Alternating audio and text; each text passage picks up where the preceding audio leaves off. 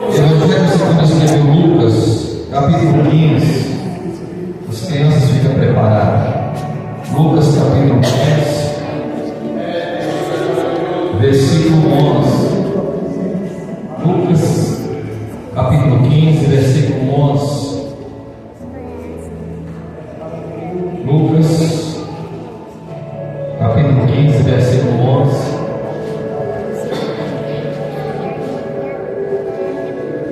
Lucas capítulo 15, verso 11. O texto vai dizer assim: irmãos, caso você não tenha a Bíblia aí com você, pode olhar aqui no velho projetor.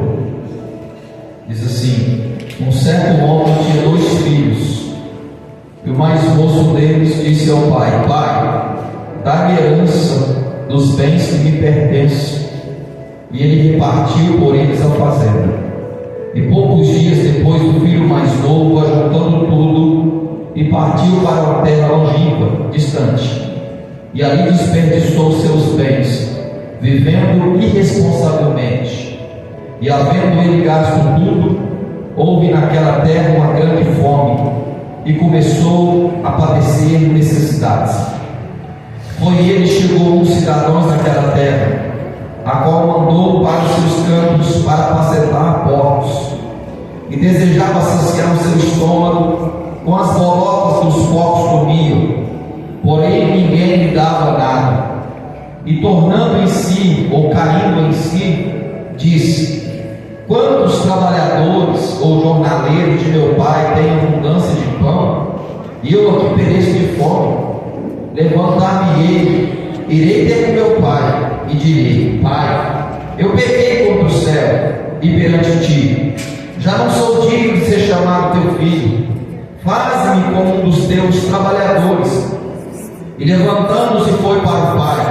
E quando ainda estava longe, viu seu pai, e se moveu de íntima compaixão, e correndo lançou-lhe o pescoço e beijou. E o filho lhe disse: pai, eu pequei contra o céu e perante ti, e já não sou digno de ser chamado teu filho.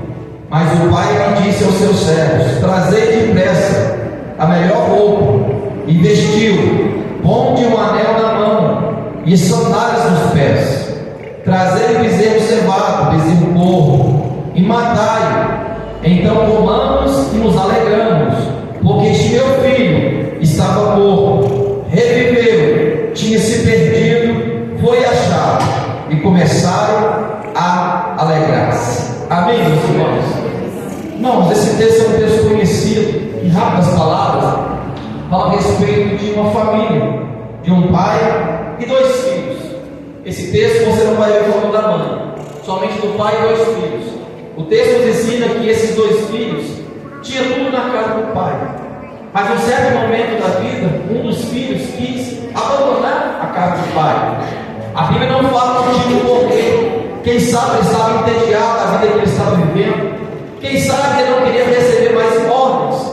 Quem sabe ele diz: eu tenho poder suficiente para viver uma vida distante, eu quero ir embora.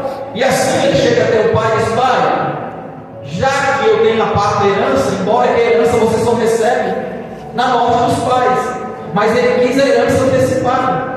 E assim o pai entregou para ele, dando a herança para o seu filho, para que o seu filho pudesse ir embora. Quem sabe o pai poderia ter falado: filho, por que você não espera um pouco mais? Depois, quando você tiver maturidade suficiente, você pode pegar aquilo que é direito e você pode ir embora. Só que o filho, com certeza, estava decidido a fazer aquilo. E assim ele vai, quem sabe agora, com dinheiro no bolso, agora se achando bom, se achando agora pensando no si. Eu estou na casa do pai, agora não preciso prestar responsabilidade para ninguém. Agora eu posso fazer do meu jeito, da minha maneira. Agora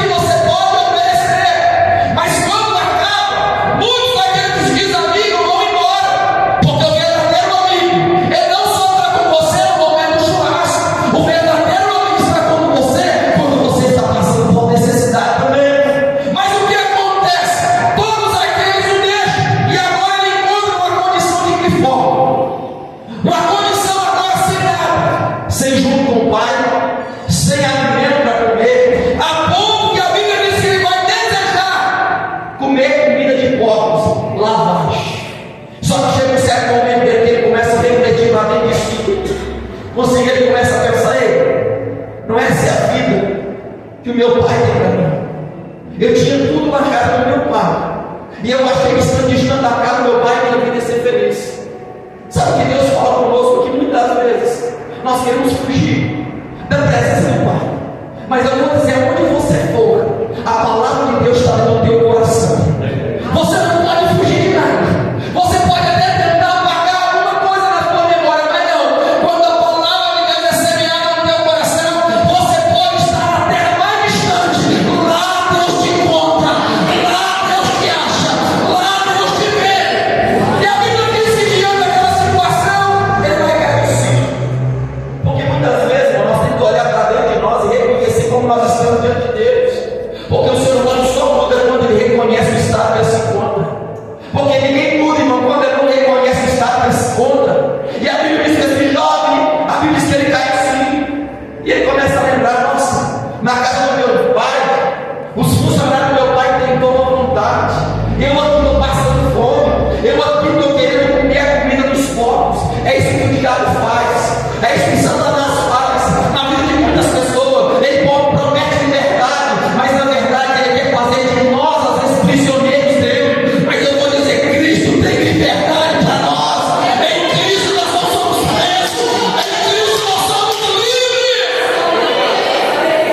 A Bíblia não diz o tempo que ele passa lá, não diz. Mas só sei que ele cai em si e diz, não quero mais vida para mim. Muitas vezes o ser humano se revolta contra Deus, porque às vezes Deus não fez as coisas no momento e no dia que Ele quis.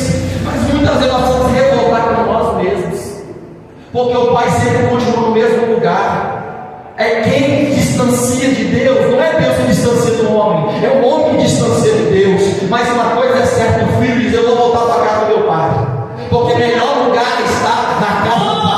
O melhor lugar está na presença do Pai. Por que, pastor? Na presença do Pai há consolo, na presença do Pai há proteção, na presença do Pai há provisão, na presença do Pai o inimigo pode até tentar te atingir, mas você está guardado, você está protegido. O inimigo não tem poder sobre as nossas vidas. Ele volta, e ele volta.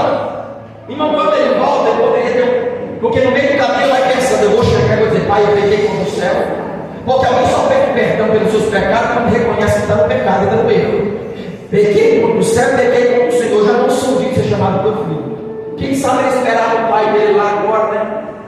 E dar uma bronca ali, uma dura, eu não te avisei, eu não te falei isso aí, mas você não vai ver o pai com isso. Quem sabe todos os dias o pai olhava, será que ele está vindo? Porque assim, irmão, é Deus a mesma coisa. Quando aí o ser humano distancia dele, eu fico imaginando Deus olhando. Será que vai voltar? Embora que Deus conhece, sabe o momento de cada um. Só que começa a observar, e o pai todo dia observando. Chegou um certo momento, o filho aparece lá. Não agora alguém bem sucedido, não. Alguém pedido, alguém maltrapilho, alguém rasgado, alguém que perdeu, desperdiçou tudo aquilo que ele tinha na mão. Mas é tão interessante que quando ele chega, pastor Alex, Danilo, o pai está esperando de braços abertos.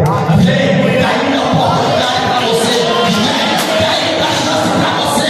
A primeira palavra dessa noite é ainda a oportunidade, ainda a chance. A porta da graça ainda está aberta. Deus ainda está esperando, meu. Deus disciplina, mas é um pai amoroso também. Por quê? Ele deu de braço aberto. O filho chegou, que ele vai, ele pulou no pescoço do filho, abraçou e beijou, manda trazer a melhor roupa, manda trazer aliança, manda trazer anel, manda pegar o bezerro cevado. Bezerro cevado era preparado para o dia de festa. Por quê? Manda matar porque vai ter festa. Ele estava morto, mas ele reviveu. Ou seja, ele estava perdido, mas ele foi achado. Ei, tem festa aqui nessa noite, irmão. Tem festa para pessoas que decidirem voltar a buscar a Deus como dia. Você pode dar um aplauso.